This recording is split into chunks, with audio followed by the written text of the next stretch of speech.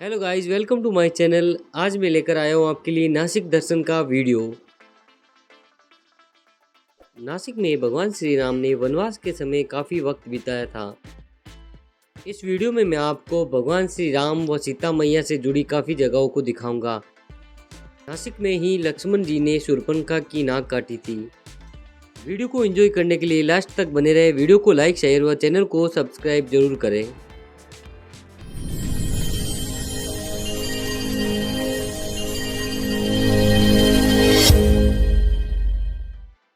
Hello guys, मैं पहुंचा था कुंभ नगरी नासिक। मैं यहां पर पहुंचा था पुणे से भीमाशंकर ज्योतिर्लिंग के दर्शन करते हुए बाई रोड नासिक। नासिक में सबसे पहले पहुंचते ही मैं निकल गया था रामकुंड के दर्शन करने व स्नान करने। नासिक में गोदावरी नदी बहती है। नासिक महाराष्ट्र की बड़ी सिटियों में से एक है।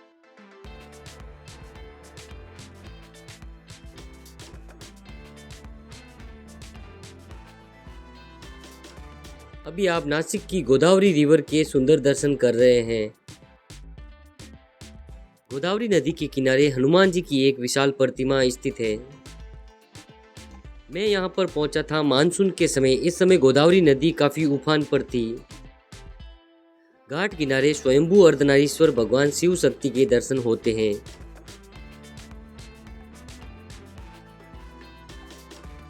महाराष्ट्र में ज्यादा बारिश के कारण इस समय सभी घाट डूबे हुए थे।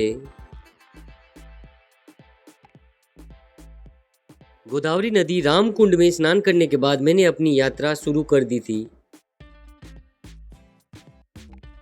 गोदावरी नदी के आसपास बहुत सारे प्राचीन मंदिर बने हुए हैं। इसके अलावा यहाँ पर कई सारी दुकानें देखने को मिल जाएगी। नासिक सिटी पहुंचना बहुत ही आसान है। यहाँ पर आप बाई रोड, बाई ट्रेन या फ्लाइट के द्वारा आसानी से पहुंच सकते हैं।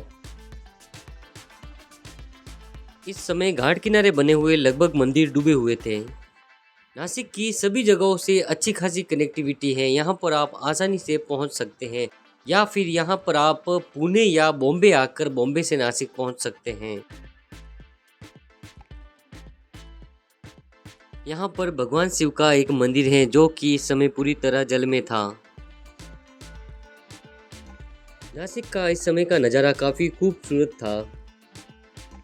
अब मैं पहुंच गया था कपालेश्वर महादेव मंदिर दर्शन करने, जो कि रामघाट के नज़दीक ही स्थित है। कपालेश्वर महादेव मंदिर दर्शन करने के लिए आपको कुछ सीढ़ियां चढ़नी होगी। ये मंदिर काफ़ी प्राचीन और विशेष महत्व रखता है। मंदिर मार्ग में व उसके आसपास और भी कई सारे देवी देवताओं के मंदिर स्थित हैं।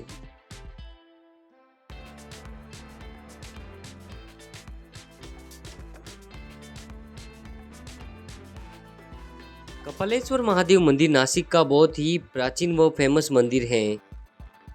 इस मंदिर में आपको दर्शन काफ़ी आराम से होंगे। मंदिर का एक और सेकंड गेट भी है जहां पर बिना सीढ़ी से भी जा सकते हैं। अब मैं पहुंच गया था नासिक की एक और प्राचीन जगह पंचवटी पर। यहाँ पर 5 बड़े बड़े विशाल वट वृक्ष लगे हुए हैं। पंचवटी रामायण काल से जुड़ा एक विशेष स्थान है। अभी मैं आ गया था पंचवटी में सीता गुफा के दर्शन करने। सीता गुफा में आपको राम दरबार व भगवान शिव के दर्शन होंगे। सीता गुफा में ही माता सीता यहाँ पर भगवान शिव की पूजा करते थे। सीता गुफा के जस्ट सामने एक प्रदर्शनी लगी हुई है जिसमें मात्र आप 1 रुपया देकर सीता हरण व रामायण काल से जुड़ी चीज़ों की प्रदर्शनी देख सकते हैं। यहाँ से बाहर निकलते ही आपको एक छोटा सा मार्केट व गौशाला देखने को मिलेगी। लोग यहाँ पर गायों को चारा भी देते हैं। नासिक के लोकल साइट सीइंग करने के लिए रिक्शा करना बेस्ट ऑप्शन है, जो कि मात्र 500-600 रुपये में हो जाएगा। पंचवटी के नज़दीक ही आपको गोरेराम मंदिर देखने को मिल जाएगा। यहाँ पर भगवान की प्रतिमाएं गोरे वर्ण में हैं।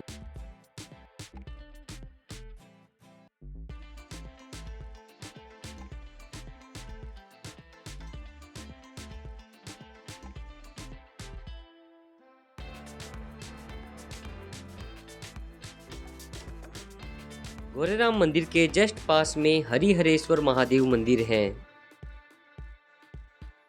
नासिक में आपको कई सारे प्राचीन मंदिरों के दर्शन करने को मिल जाएंगे। अब मैं पहुंच गया था यहाँ के फेमस कालाराम मंदिर में दर्शन करने।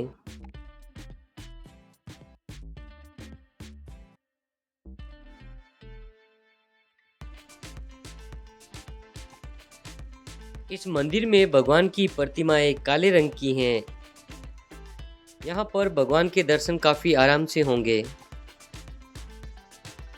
यहाँ के लगभग सभी मंदिरों में मोबाइल फोटो कैमराग्राफी अलाउ नहीं है।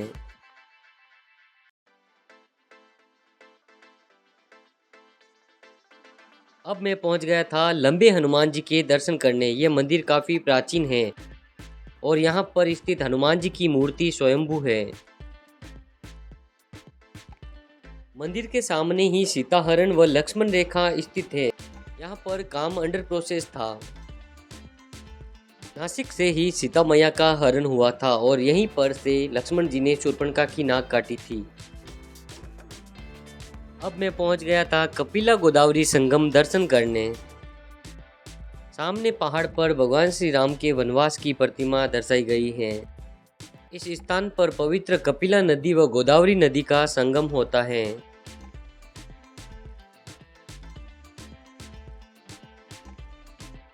यहाँ पहुंचकर आपको काफी सुकून महसूस होगा। यहाँ पर काफी शांति थी।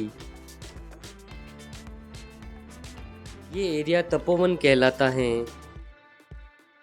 रामायण काल से जुड़ा ये एक महत्वपूर्ण एरिया है। यहाँ पर शूर्पणखा की भेंट लक्ष्मण जी से हुई थी। सीता हरण के समय यहीं पर सीता जी ने अग्निकुंड में अपने मूल रूप को छोड़ दिया था और अग्नि परीक्षा के बाद वो अपने पूर्ण रूप में आ गए थे। यही वो अग्निकुंड स्थान है। सीता हरण के समय केवल उनकी छाया ही लंका गई थी। ये राम जी का वनवास स्थान है।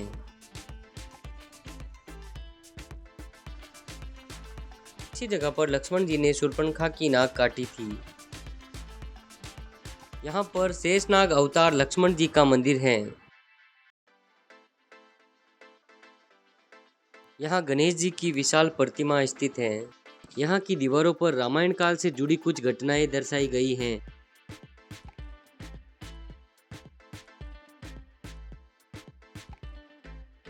यहाँ पर लक्ष्मण जी के द्वारा शूर्पणखा का नाक काटना दर्शाया गया है। इसी की वजह से इस स्थान को नासिक कहते हैं।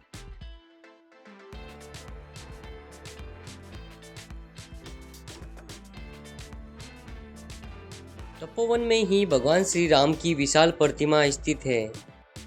रामायण काल से जुड़े यहाँ पर कई सारे तथ्य मिलते हैं। अब मैं पहुंच गया था नासिक से कुछ ही दूरी पर स्थित अंजनेरी पर्वत के पास स्थित हनुमान जी के मंदिर को दर्शन करने। एक मान्यता के अनुसार अंजनेरी पर्वत पर ही हनुमान जी का जन्म हुआ था और यहीं से हनुमान जी ने सूरज को निकलने के लिए छलांग मारी थी। ऊपर अंजनेरी पर्वत पर हनुमान जी की चरण पादुका व अंजनी माता का मंदिर भी है। अब मैं आ गया था सोमेश्वर महादेव व झरना दर्शन करने। यहाँ पर भगवान सोमेश्वर का एक प्राचीन मंदिर व उसके आसपास और भी कई सारे देवी देवताओं के मंदिर स्थित हैं। यदि आप 2 या 3 दिन नासिक में हो तो यहाँ से त्र्यंबकेश्वर ज्योतिर्लिंग का डिस्टेंस 30 किलोमीटर है व सप्तशृंगी माता शक्तिपीठ यहाँ से 75 किलोमीटर के लगभग है, जिनके भी आप दर्शन कर सकते हैं। अभी आप सोमेश्वर महादेव मंदिर के दर्शन कर रहे हैं। 1 या 2 दिन में नासिक व उसके आसपास के स्थानों को आप आराम से घूम सकते हैं। नासिक में रहने खाने पीने के कई सारे ऑप्शंस अवेलेबल है। यहाँ पर आप मात्र 50 रुपये पर पर्सन देकर बोटिंग भी कर सकते हैं। नासिक में आपको 500 रुपये से लेकर 2000 रुपये तक के बीच में आपको कई सारी होटलें मिल जाएगी। नासिक में रेलवे स्टेशन भी है जो कि नासिक रोड है। यहाँ से शिरडी से शनि सिंगनापुर और कृष्णेश्वर ज्योतिर्लिंग भी बहुत नज़दीक है। नासिक में आपको ठहरने के लिए रेलवे स्टेशन के आसपास, इसके अलावा गोदावरी नदी रामकुंड के आसपास व इसके 1-2 किलोमीटर के पास ही आपको कई सारे होटल्स मिल जाएंगे। यहाँ की 10 से 15 मिनट की नौकायान करके आप लुत्फ उठा सकते हैं। फैमिली व बच्चों के लिए या कई सारी एक्टिविटीज़ व ऑप्शंस है। शाम के समय मैं आ गया था नासिक की बहुत ही प्रसिद्ध गोदावरी आरती को देखने। आधे घंटे तक चलने वाली गोदावरी मैया की इस आरती में आपको काफ़ी सुकून व शांति महसूस होगी। आरती में आपको एक सकारात्मक ऊर्जा महसूस होगी। नासिक आए सभी श्रद्धालु इस गंगा गोदावरी की आरती में पूर्ण रूप से भक्ति भाव में लीन होकर पूरा आनंद उठाते हैं।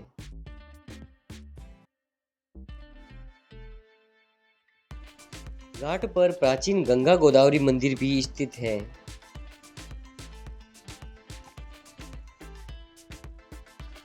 आरती के समय लोगों द्वारा गोदावरी नदी में दीपक प्रवाहित किए जाते हैं।